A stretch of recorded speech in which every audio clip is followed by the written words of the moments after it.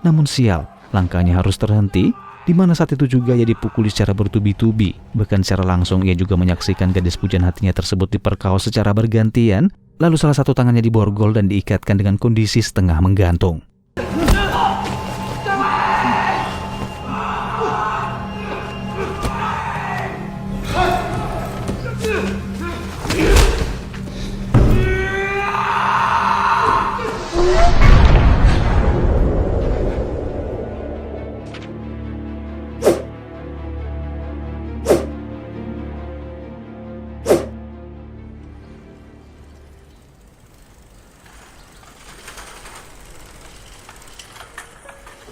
Suatu hari di sebuah desa kecil di Tiongkok, China, hiduplah seorang pemuda sebatang kara bernama Chen Kit yang sehari-harinya bekerja menjual pangsit kukus yang berada tepat di depan toko kelontong milik bosnya. Di pagi itu, Chen melayani para pembeli yang bermayoritaskan anak-anak sekolah yang duduk di bangku SMA, membungkus pesanan mereka, menerima uang pembayaran, dan hal itu sepertinya menjadi sebuah rutinitas yang cukup membosankan buat Chen. Sampai akhirnya datanglah pembeli, yaitu seorang nenek yang mengantarkan cucunya ke sekolah, di mana sang cucu yang berperawakan cantik, periang, dan juga lugu ternyata mengalihkan pandangan mata Chen pada dagangannya hingga membuat nenek si gadis itu pun marah-marah. Namun Chen sepertinya tidak peduli, karena bagaimanapun juga Chen terlihat sangat bahagia dan merasa bahwa dia telah jatuh cinta pada pandangan pertama.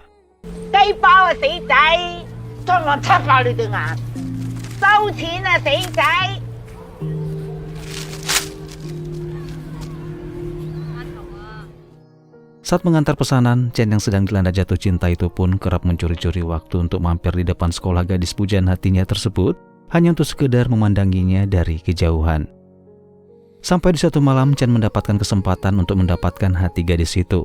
Di mana malam itu, saat baru saja Chen akan menutup toko bosnya, Chen melihat nenek si gadis sedang mencari-cari cucunya yang sejak tadi siang belum juga pulang dari sekolah.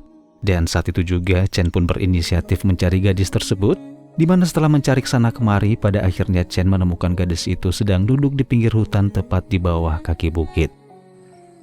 Zhang Wang!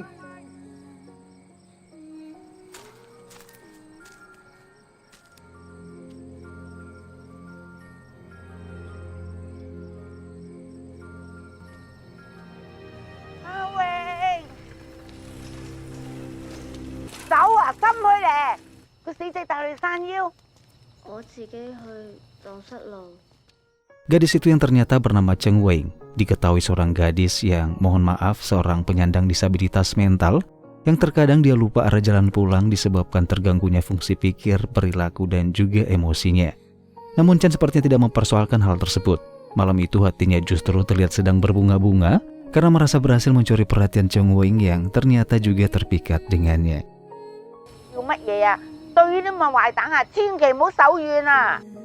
Beberapa hari kemudian sejak pertemuannya dengan Cheng Wei, Chen pun terlihat mulai sangat khawatir karena sudah 3 hari berturut-turut dia tidak melihat Cheng Wei diantar oleh sang nenek ke sekolah.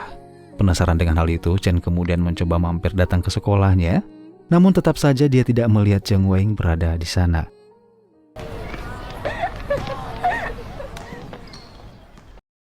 Di sore harinya saat kembali bekerja, Chen melihat mobil petugas kepolisian dan 1 unit mobil ambulans melintas tepat di depan toko bosnya. Dan betapa kagetnya Chen saat melihat kerumunan para warga berkumpul tepat di depan rumah Cheng Wei bersamaan dengan Cheng Wei yang saat itu terlihat dibawa keluar oleh beberapa orang petugas.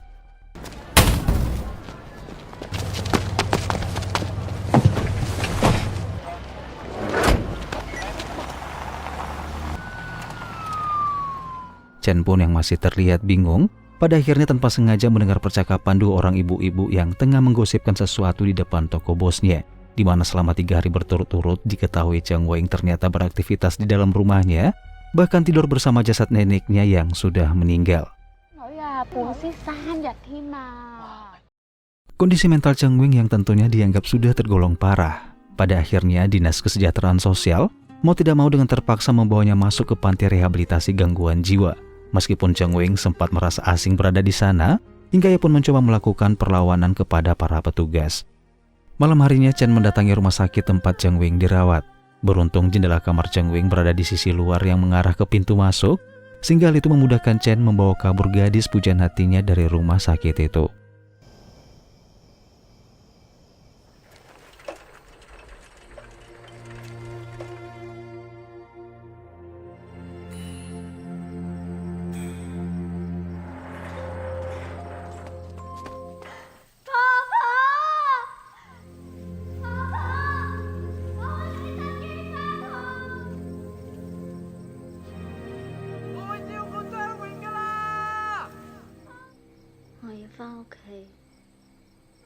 Setelah membawa Cheng Wing jalan-jalan, Chen saat itu juga memutuskan membawa Cheng Wing pulang ke apartemennya, di mana saat itu polis lain masih tersegel di depan pintu yang terkunci dengan rapat. Di tengah usaha Chen yang sedang berusaha membuka paksa pintu itu, keluarlah seorang wanita yang merupakan tetangga apartemen Cheng Wing, menawarkan bantuannya dengan memberikan kamarnya untuk ditinggali oleh Cheng Wing untuk sementara waktu.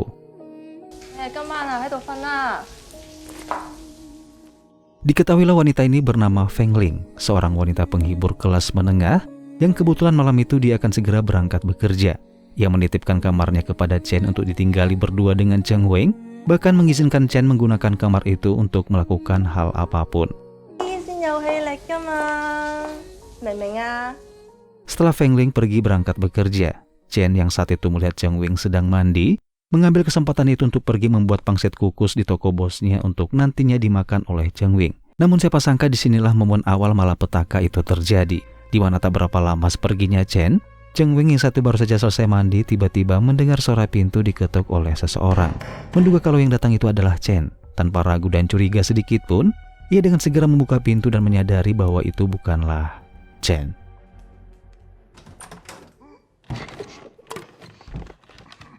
Setelah pria itu berhasil masuk ke dalam, saat itu juga ia pun mengira bahwa Cheng Wing adalah seorang wanita penghibur anak buahnya Feng Ling, hingga tanpa lagi memperdulikan Cheng Wing yang terlihat begitu sangat ketakutan.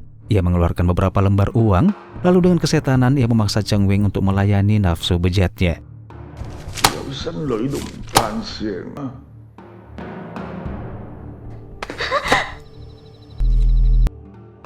Beruntung di bawah sana Chen tanpa sengaja mengalihkan pandangannya ke arah jendela apartemen. Di saat itu juga ia pun melihat gerakan dari bayangan siluet yang mencurigakan, hingga dengan panik ia segera berlari masuk ke dalam apartemen, mendobrak pintu, lalu dengan beringas ia mengajar pria itu dengan memukulinya hingga mencekik lehernya dari belakang.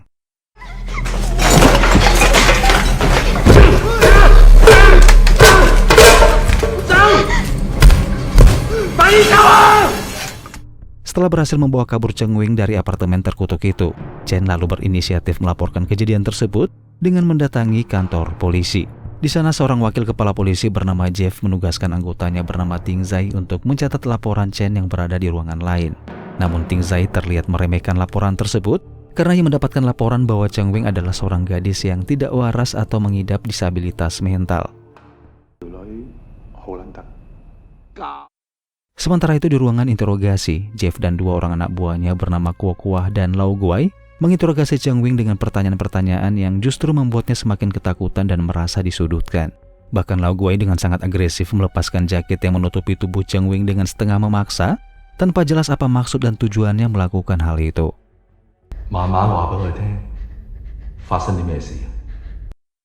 Sampai akhirnya setelah menceritakan ciri-ciri dari si pelaku, Jeff selaku wakil kepala polisi dan juga anggota lainnya pun dibuat kaget dan hampir tak percaya ketika Cheng Wing mengatakan bahwa pelaku tersebut memiliki tato bintang di tangan kanannya.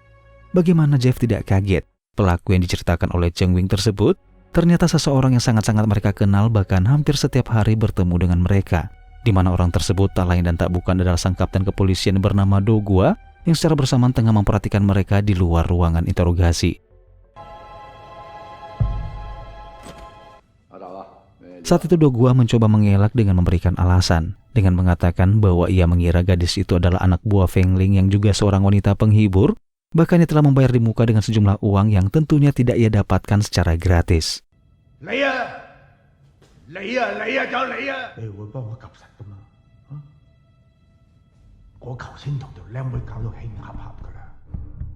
Jeff dan Kuah Kuah yang sebenarnya seorang polisi yang baik dan jujur, namun pada akhirnya mereka berdua tidak dapat berbuat apa-apa ketika Do Gua sang kapten kepolisian mencuci otak mereka dengan mengajak merencanakan kesaksian palsu, menjebak Chen agar dia tertuduh menjadi tersangka, di mana mereka juga memanfaatkan kondisi Cheng Wing yang memang diketahui seorang pengidap gangguan mental.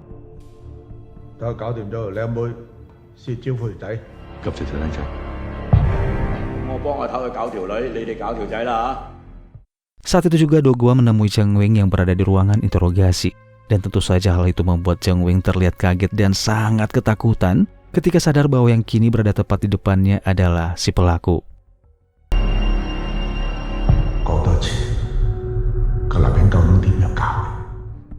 Di waktu yang bersamaan, Chen tanpa sengaja melihat foto Do Guo yang berada di atas meja.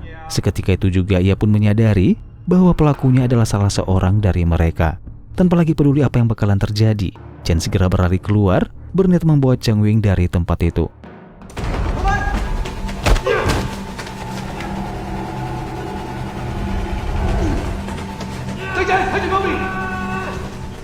Namun sial, langkahnya harus terhenti, di mana saat itu juga ia dipukuli secara bertubi-tubi. Bahkan secara langsung ia juga menyaksikan gadis pujaan hatinya tersebut diperkaos secara bergantian, lalu salah satu tangannya diborgol dan diikatkan dengan kondisi setengah menggantung.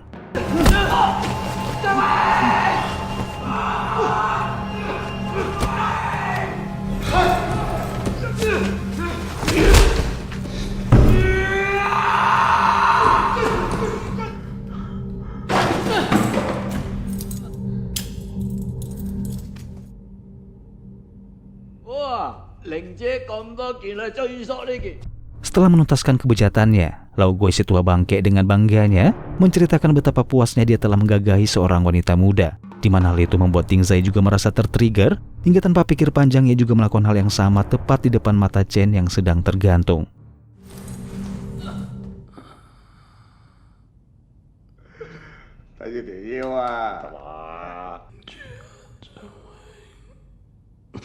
Tak lama setelah kejadian itu, Do Guo, Jeff dan seluruh anggotanya mendatangi kantor sekretariat pengadilan, memberikan informasi kesaksian palsu dengan menuduh Chen melakukan pemerkosaan dan juga melakukan penyerangan terhadap kepolisian setelah merebut pistol dari mereka.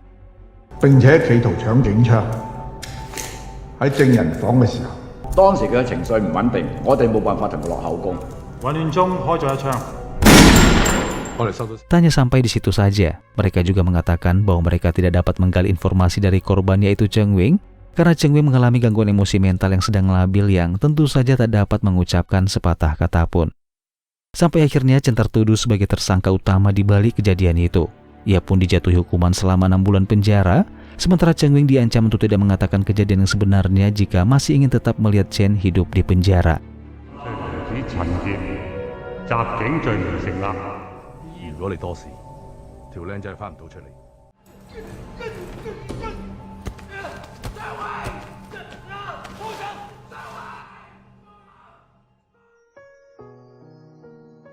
Singkat cerita, setelah 6 bulan kemudian, Chen pada akhirnya selesai menjalani masa hukumannya, di mana masa-masa itu adalah momen yang cukup singkat namun dirasa cukup panjang buat Chen tatkala harus menanti pertemuannya dengan sang kekasih hati. Saat keluar melewati pintu gerbang utama gedung penjara, Chen tentu saja dibuat kaget ketika melihat Cheng Wing yang saat itu menjemputnya, namun kali ini terlihat berbeda, di mana Cheng Wing tengah berbadan dua, hasil dari benih-benih para oknum kepolisian yang telah memperkosanya. Malam harinya setelah mereka memutuskan untuk tinggal bersama, Chen memberikan kejutan sebuah bola kristal dan juga selembar foto kenangan mereka berdua, yang mana hal itu membuat Cheng Wing terlihat begitu sangat bahagia. Sementara itu Chen yang menyadari betapa beratnya Cheng Wing menanggung derita selama berbulan-bulan. Saat itu juga muncullah sebuah niat gila dalam diri Chen yang diam-diam memutuskan untuk memberikan hukuman rasa sakit kepada para pelaku. Beberapa hari kemudian berlokasi di sebuah toko pinggir jalan, terlihatlah seorang wanita hamil yang sedang berbelanja yang diketahui adalah istri dari salah seorang oknum anggota polisi yang telah memperkaos Cheng Wing. Setelah membayar uang belanjaannya, wanita ini lalu segera berjalan pulang menuju ke apartemen tempat tinggalnya. Tak bersang lama kemudian suaminya pulang memasuki pintu masuk yang sama, hingga terpampang jelas wajah si bedebah yaitu Ting Zai memanggil-manggil nama istrinya yang tak juga menyahut panggilannya. Namun ia tak menyadari, tepat di belakangnya Chen muncul secara tiba-tiba dan saat itu juga mencekik lehernya dari belakang.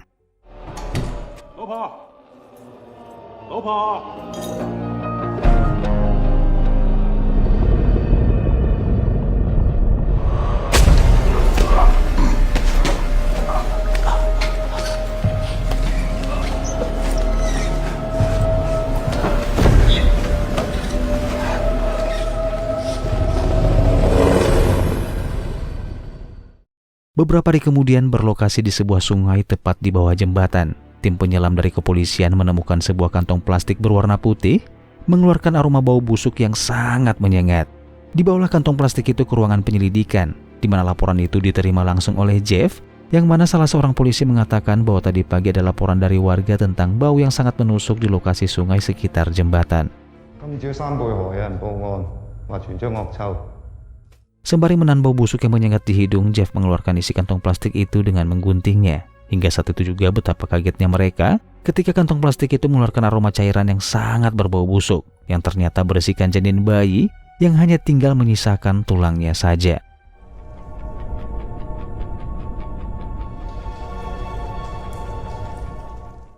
Sampai akhirnya setelah memeriksa semua isi kantong plastik itu, mereka kembali dibuat kaget dan hampir tak percaya ketika menemukan kartu tanda anggota salah seorang anggota kepolisian bernama.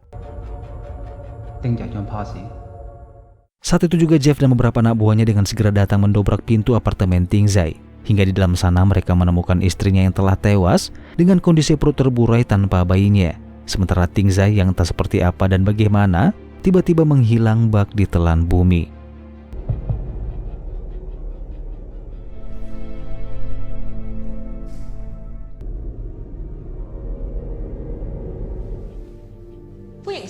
間新聞直擊，元朗水尾村發生命案，一個孕婦被劏開腹部攞走胎兒，因為失血過多致死。另外，警方正聯絡死者嘅丈夫協助調查。Berita tentang pembunuhan yang menggemparkan warga Hong Kong itu membuat Jeff sebagai kepala polisi tentu saja terlihat gusar. Terlebih-lebih ketika ia mendapatkan laporan dari anak buahnya yang mengatakan bahwa Ting Zai tetap saja tak bisa dihubungi. Sementara itu di waktu yang hampir bersamaan kita akan diperlihatkan dengan seorang pria tua yang baru saja pulang mengantar istri mudanya dari klinik dokter kandungan. Nah, kalian masih ingat kan siapa pria ini? Yap, betul banget, dia adalah si tua bangka, Lau Guai. Baru saja Lau Guai berniat mengambil minum untuk sang istri. Ia pun tiba-tiba kaget ketika melihat ekspresi istrinya yang terlihat aneh menatap tak bergeming ke arah pintu masuk apartemen mereka. Saat itu juga Lau Guai pun sadar bahwa ada sosok tamu tak diundang yang tentunya tengah mengincar keselamatan istrinya. Bodohnya Lau Guai tak berani mengambil keputusan. Ia justru mundur teratur ke belakang, di mana saat itu juga Chen dengan leluasa melakukan kekejiannya pada istri dari Lau Guai itu.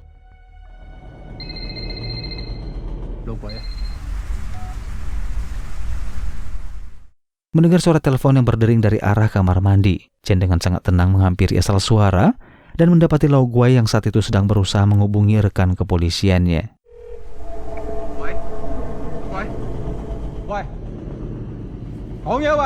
Tak mendengar suara apapun dari Lau Guai membuat Jeff dan anak buahnya tentu saja dibuat panik.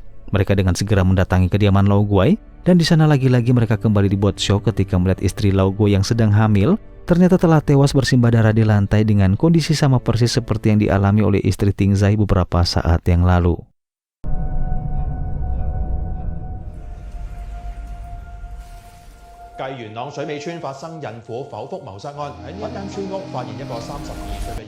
Pemberitaan yang kembali menggemparkan warga dengan kasus pembunuhan yang sama. Pihak kepolisian akhirnya meyakini bahwa kedua kasus tersebut saling terkait dengan dugaan pembunuhan berantai.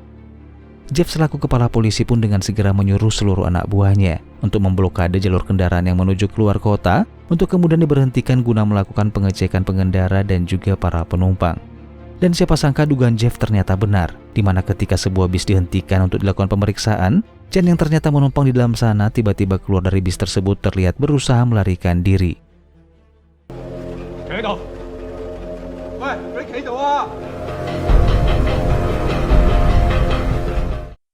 Namun sial, usaha Chen untuk melarikan diri harus terhenti. Ia pun ditangkap dan dibawa masuk ke dalam ruangan interogasi.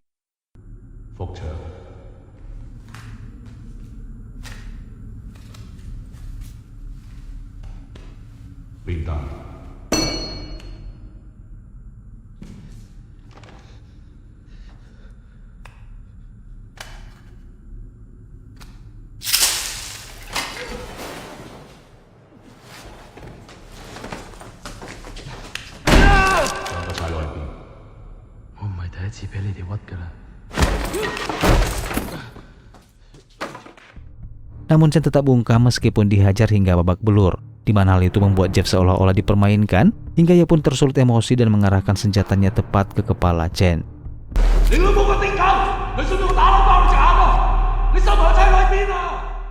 Sementara itu di apartemen, Cheng Wing yang malam itu sedang sendirian, tiba-tiba melihat berita di televisi tentang pembunuhan dua wanita hamil dengan kondisi jasad yang sangat memprihatinkan.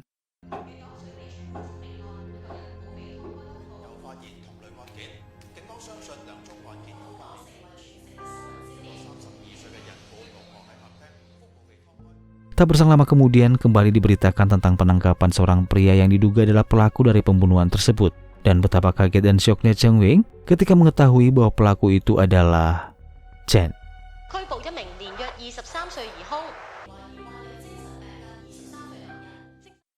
Merasa kehilangan harapan tanpa sosok pemuda yang selama ini sangat mencintainya. Di saat itu juga Cheng Wing menghubungi kantor kepolisian dan kemudian memutuskan untuk mengakhiri hidupnya bersama dengan janin yang tengah dikandungnya itu.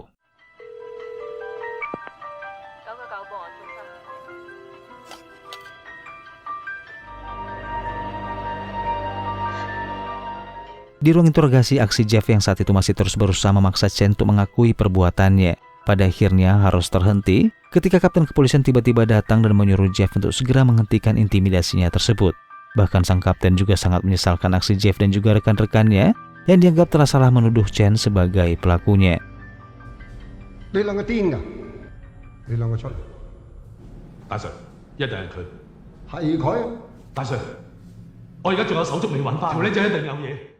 Awalnya Jeff mencoba membantah, ia bahkan bersikeras bahwa Chen adalah pelaku tunggal dari rentetan pembunuhan tersebut. Namun pada akhirnya ia tak lagi dapat mengucapkan sepatah kata pun ketika sang kapten mengatakan bahwa baru saja ia mendapatkan kembali informasi tentang penemuan seorang wanita hamil dalam kondisi kritis.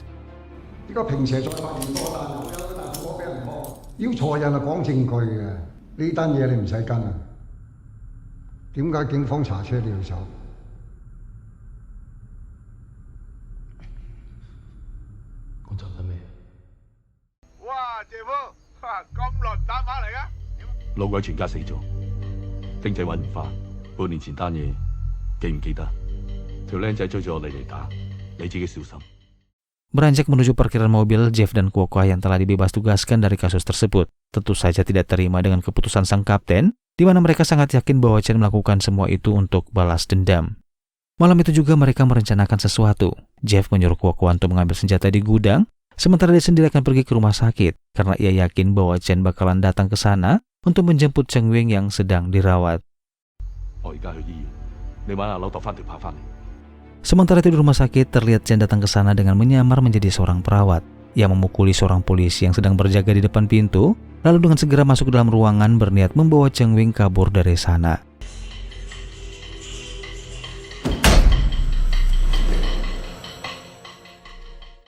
Tak berselang lama Jeff pun tiba lalu segera berjalan masuk menyusuri koridor. Menemukan seorang polisi penjaga terkapar tepat di depan pintu sebuah ruangan, dan saat itu juga ia menyadari bahwa Chen telah berhasil membawa Cheng Wing kabur dari rumah sakit itu.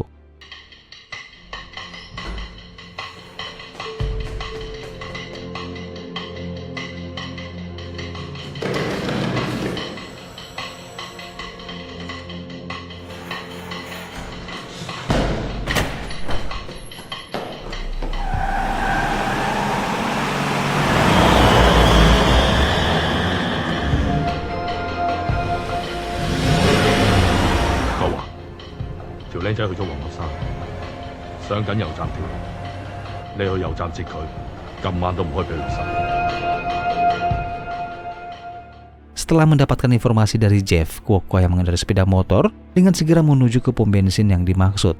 Hingga setiba di sana, ia melihat ambulans yang dibawa oleh Chen tiba-tiba melintas, dan tanpa banyak gerakan tambahan, Kuo Kuo langsung melepaskan tembakannya hingga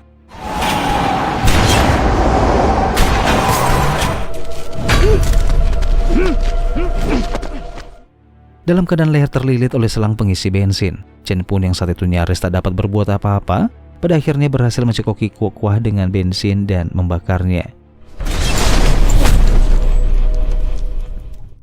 Di saat menyaksikan tubuh Kuo Kuo yang sedang dilalap oleh si jago merah, bersamaan dengan itu terlihatlah sorotan lampu mobil Jeff menyorot ke arahnya. Hingga tak perlu menunggu waktu lama, Chen dengan cepat berlari memasuki rimbunnya padang ilalang. Namun sial, Jeff dengan nekat melesatkan laju mobilnya hingga melayang ke udara, hingga nyaris menghantam tubuh Chen yang tengah berlari. Aksi kejar-kejaran itu pada akhirnya terhenti, di mana Jeff yang berhasil menyusul langkah Chen dari belakang, dengan membabi buta ia pun memukuli Chen menggunakan senter berukuran besar.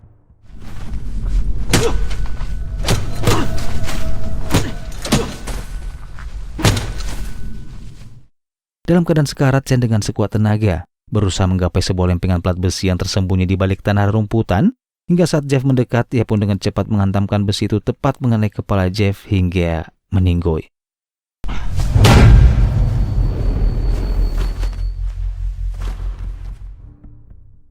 Di keesokan harinya, Do Guo ternyata datang mengecek lokasi, hingga ia berhasil menemukan Cheng Wing di dalam ambulans tersebut, dan tanpa rasa empati ia menembaki tubuh Cheng Wing beberapa kali hingga tewas, hanya untuk memancing Chen keluar dari tempat persembunyiannya itu.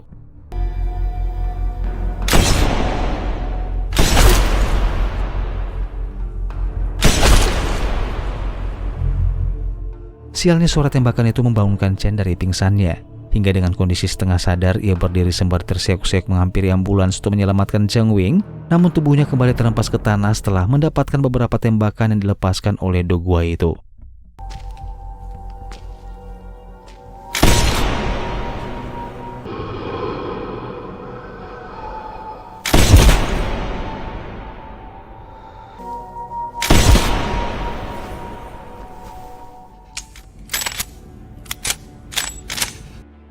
Ternyata keberuntungan masih berpihak kepada Chen, membuat Do Guo yang kehabisan pelurunya itu pun saat itu juga meninggalkan Chen yang sekarat untuk membiarkannya tewas dengan sendirinya. 5 tahun kemudian setelah kejadian itu, kita akan diperlihatkan dengan sebuah wawancara di stasiun televisi yang mengundang seorang narasumber, di mana beliau ternyata adalah Do Guo yang secara terang-terangan membagikan riwayat hidupnya yang pernah terjebak dalam dunia keserakahan saat bertugas di kepolisian. Dalam wawancara itu diketahui bahwa Do Guo kini menjadi seorang sukarelawan sekaligus berubah menjadi seorang dermawan, mengajari anak-anak yatim piatu di sebuah kapel atau gereja, mendedikasikan sisa hidupnya demi sebuah kebaikan. Siapa sangka cara itu disaksikan langsung oleh Chen yang ternyata berhasil selamat dari maut. Hal itu pun membuatnya merasa seolah-olah ditakdirkan dengan diberikan kesempatan untuk tetap hidup, menuntaskan keadilan untuk dirinya sendiri.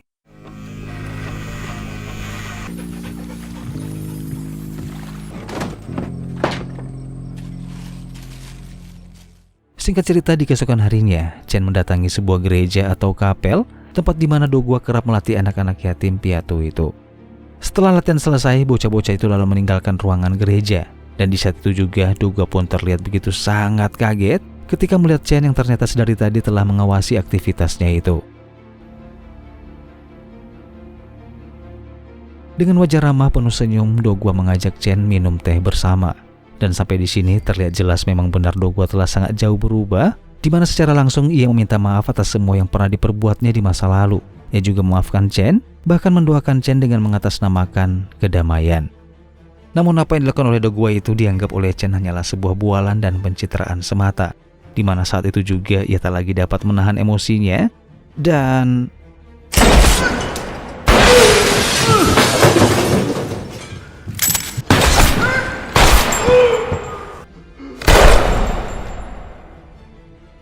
penembakan brutal itu ternyata disaksikan langsung oleh anak-anak asuhnya Do Guo. Hingga saat Chen beranjak akan segera pergi dari sana, ia pun tak menyadari salah seorang bocah tiba-tiba menyerangnya dengan tusukan pisau tepat di bagian leher.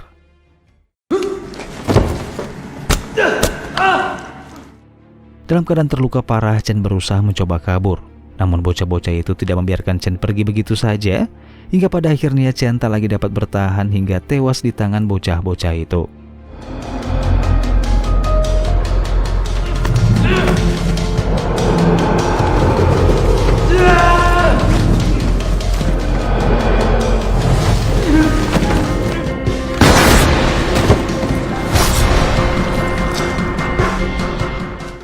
Setelah semua selesai, terlihatlah Chen bertemu dengan Cheng Wing di sebuah pinggiran hutan.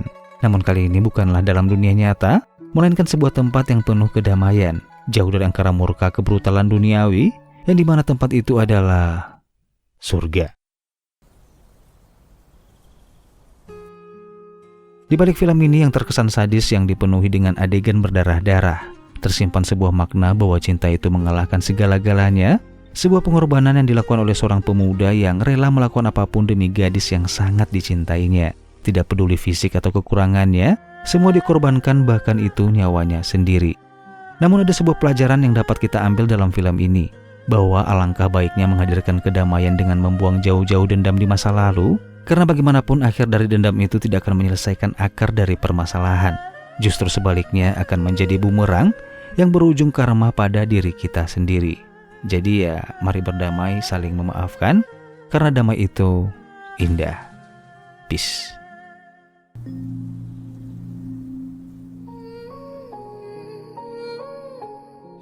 Baiklah teman-teman, sekian dulu perjumpaan kita di alur cerita film yang berjudul Revenge a Love Story. Harapan saya semoga teman-teman terhibur. Terima kasih sudah menonton, saya pamit dan sampai ketemu lagi di alur cerita film selanjutnya.